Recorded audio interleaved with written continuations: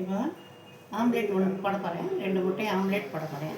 அதுக்கு தேவையானது வெங்காயம், 2 வெங்காயம், கொஞ்சம் மிளகு, உப்பு,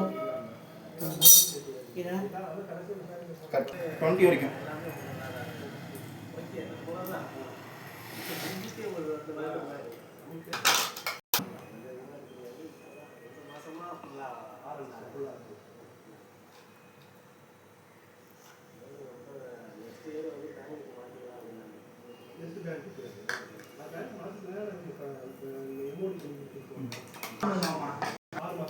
சட்டி வச்சுங்க. சட்டியில் எண்ணெய் ஊற்றிருக்கேன். கொஞ்சம் சூடாகிடுச்சு.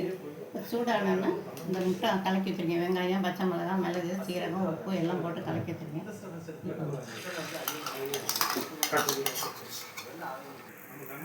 இப்போ முட்டை வெந்துடுச்சு. கொஞ்சம் திருப்பி போட்டுருக்கேன். நல்லா இப்படி பண்ணி வச்சுருக்கேன். ரெடி ஆகிடுச்சு.